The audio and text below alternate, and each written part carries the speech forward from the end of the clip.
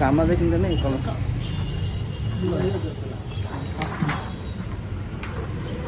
लागि काइटको लागि सामान किनेर आइसकेको छौँ। अब घरतर्फ हामी चङ्गा बनाएको पनि भिडियो बनाउने छौँ। हामीले स्टेसनरीबाट सामान किनेर ल्याइसकेको छौँ र अब घरमा हामी चङ्गा बनाउन गइरहेको छौँ। बसेरै बनाउनु पर्ने हुन्छ अब चङ्गा चाहिँ मजाले। सुरुमा अब गाइस हामीले चार्ट पेपर लिएको छौँ, यो ठुलो चार्ट पेपर।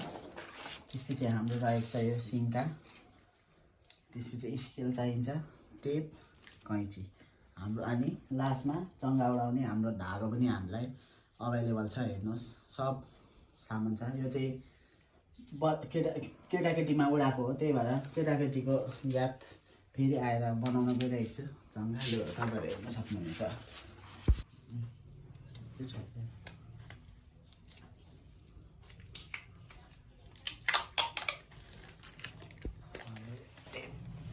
ल एकछिन राख्नु।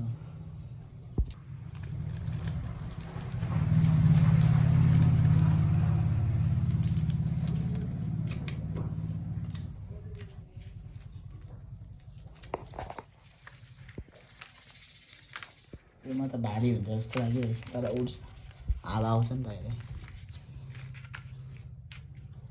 हामीले अलिक टेप टालिसकेपछि फेरि हामी अर्को टेप पनि टाल्न गइरहेको छौँ। चङ्गा रेडी अवस्थामा छ अब। ल हाम्रो चाहिँ चङ्गा भइसकेको छ र अब हेर्न सक्नुहुनेछ यस्तो छ हाम्रो चङ्गा चाहिँ। यसरी रेडी। यहाँ पछाडि पनि अब यो सायद प्लेन लाइट हुन्छ जस्तो लागिरहेछ मलाई चाहिँ। यो बचपनको याद आएर यसो आज चाहिँ सोमबार भएर फन्डे मनाउँ न भनेर बाहिरमा भएर यहाँ चङ्गा बनाइसकेको छौँ।